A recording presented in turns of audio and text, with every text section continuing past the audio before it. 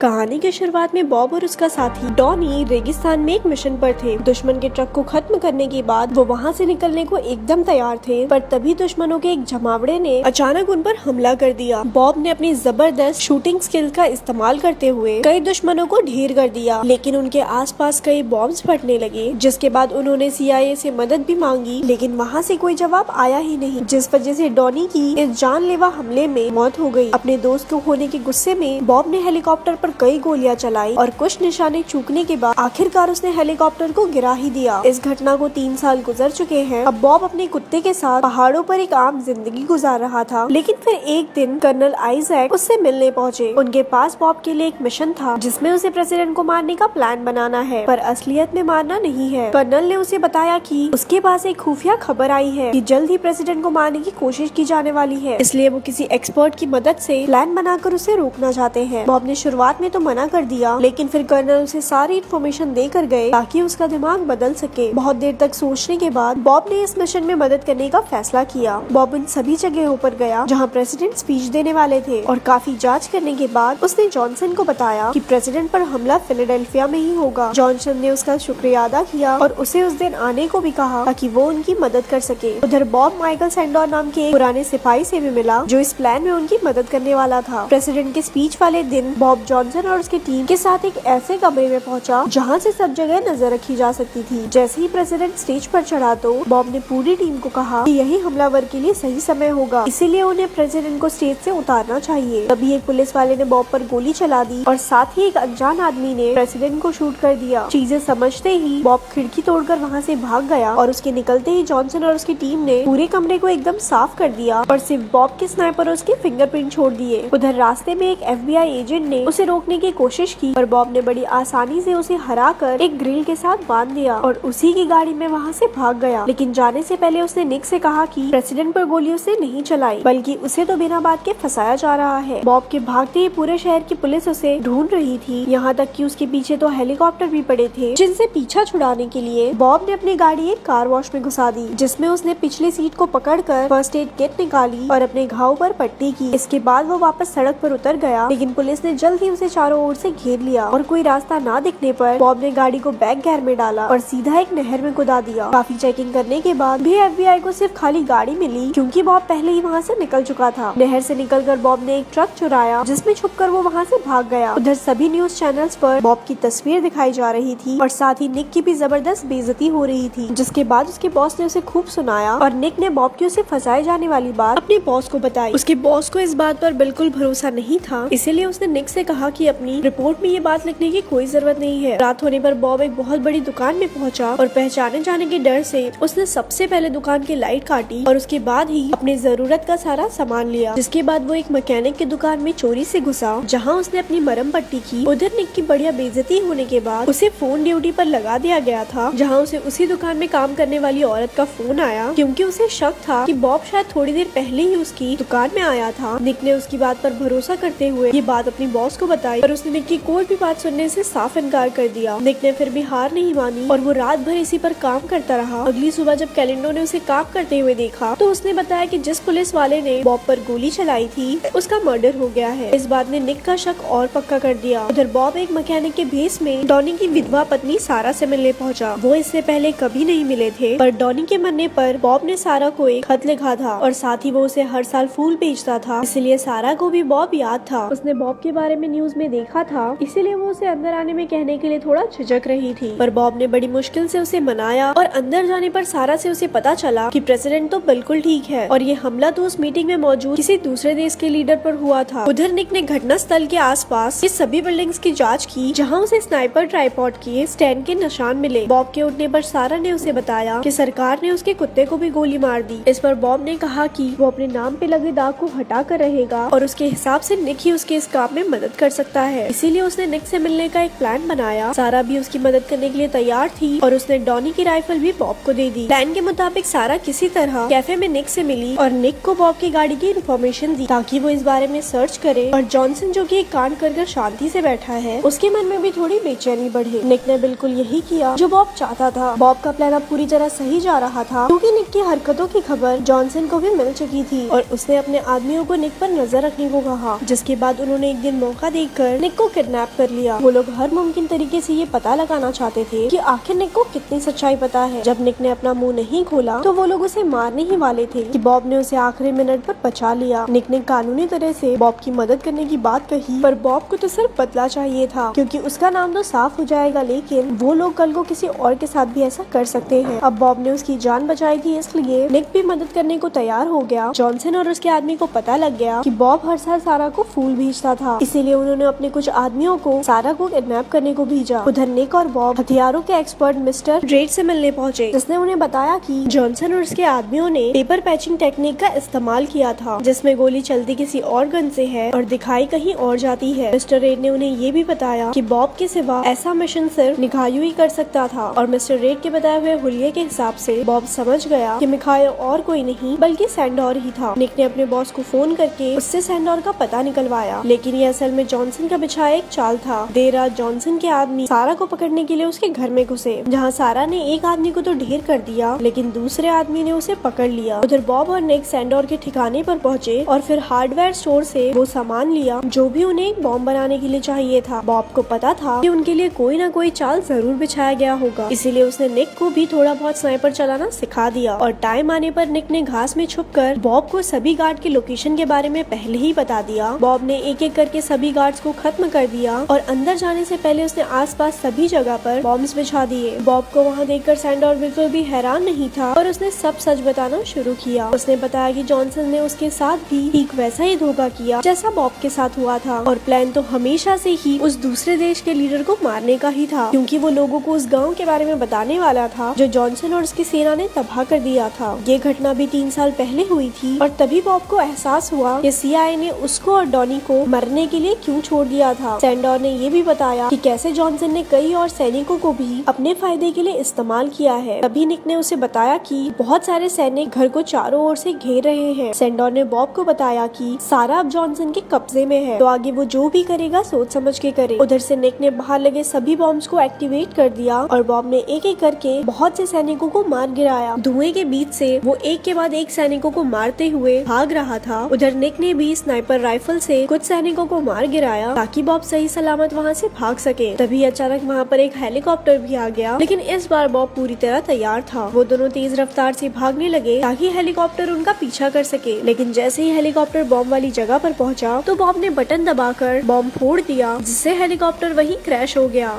इसके बाद निक ने अपने बॉस को फोन कर बताया कि वो बॉब के साथ है। ये सब बॉब का ही प्लान था ताकि ये सारी बात जॉनसन तक पहुंच जाए। थोड़ी ही देर बाद उन्हें जॉनसन का फोन आया और उन्होंने जॉनसन के सामने एक ऑफर रखा कि वो सारा के बदले उन्हें सैंडोर की रिकॉर्डिंग दे देगा, जिसमें वो बता रहा है कि कैसे जॉनसन ने एक ऑयल कंपनी के लिए एक पूरे गाँव को तबाह कर दिया था और इस बात को छुपाए रखने के लिए वो ये डील मैकम से करेगा। जॉनसन भी अपनी सच्चाई को छुपाए रखने के लिए इस डील के लिए तैयार हो गया और उन्होंने एक बर्फीले पहाड़ पर मिलने का फैसला किया। जॉनसन, मैकम और उनका एक आदमी सारा को लेकर वहाँ पहुँचे। तभी सामने से एक आदमी उनकी तरफ आया और जॉनसन के छिपे हुए स्नाइपर ने उसे गोली मार दी। ये लोग अपने आप को बहुत एक्स्ट्रा स्मार्ट समझ रहे थे, लेकिन दरअसल ये बॉब की एक चाल थी। यह आदमी कोई और नहीं बल्कि निक था, जिसने जैकेट के अंदर एक लोहे की बहुत मोटी शील्ड पहन रखी थी। इससे बॉब को जॉनसन के छुपाए हुए स्नाइपर का पता चल गया और उसने पलक झपकते ही उसे मार डाला। साथ ही उसने एक गोली उस आदमी को भी मारी जिसने सारा को पकड़ रखा था। उधर निक ने पहले ही इस एनकाउंटर के बारे में FBI को एक खत लिख दिया था। स्नाइपर को मारने के बाद बॉब सबके सामने आया और निक ने पहले ही सबसे उनके हथियार छीन लिए थे। सारा ने एक गन उठाकर उस आदमी को मार दिया क्योंकि उसने सारा को किडनैप करके उसे बहुत परेशान किया था। बॉब ने पहले उसे संभाला और फिर मैकम से बात करने लगा। मैकम ने उसे बताया कि वो लोग बस उसे मारने यहाँ आए थे, बाकी ये रिकॉर्डिंग का कोई फायदा नहीं है। सरकार के इतने अंदर तक करप्शन मौजूद है कि वो सोच भी नहीं सकता। अब तक बॉब भी समझ चुका था कि ये सच ही बोल रहा है, तो उसने उस रिकॉर्डिंग को उनके सामने ही जला दिया। पर तभी FBI ने आकर उन्हें पकड़ लिया। कुछ दिनों बाद वॉशिंगटन DC में बॉब को अटॉर्नी जनरल और FBI के बड़े ऑफिसर्स के सामने पेश किया गया। निक, जॉनसन और सारा भी वहीं मौजूद थे। बॉब ने अपनी बरामद हुई राइफल मंगवाई ताकि वो अपनी बेगुनाही साबित कर सके। असल में बॉब ने घर से निकलने से पहले उसकी फायरिंग पिन्स हटा दी थी, इसीलिए मुमकिन ही नहीं था कि इतने दूर खड़े आदमी को मारा जा सके। और उसने वहीं पास में खड़े निक पर फायर करके ये साबित भी कर दिया। अटॉर्नी जनरल ने सबूत को मानकर उसे आजाद कर दिया, लेकिन वो जॉनसन और मैग्नियम पे लगाए हुए आरोप को नहीं मान सकते क्योंकि उनके पास उनके खिलाफ कोई सबूत नहीं है। कुछ दिनों बाद जॉनसन और मैग्नियम एक पहाड़ वाले घर पर छुट्टियां मना रहे थे। थे, लेकिन वो ये नहीं जानते थे कि मौत खात लगाए उन्हें मारने को तैयार बैठा है। उसने एक एक करके वहाँ मौजूद सभी करप्ट लोगों को मार दिया और वहाँ से निकलते हुए उसने गैस पाइप में गोली मारकर धमाका कर दिया, जिससे उसके खिलाफ एक भी सबूत ना बचे। वहाँ से निकलकर वो सारा से मिला और वहाँ से निकलकर वो दोनों एक नई जिंदगी शुरू करने के लिए निकल पड़े। और ऐसी ही मूवी यहाँ खत्म हुई। ऐसी और स्टोरी सुनने के लिए हमारे पेज को लाइक करें।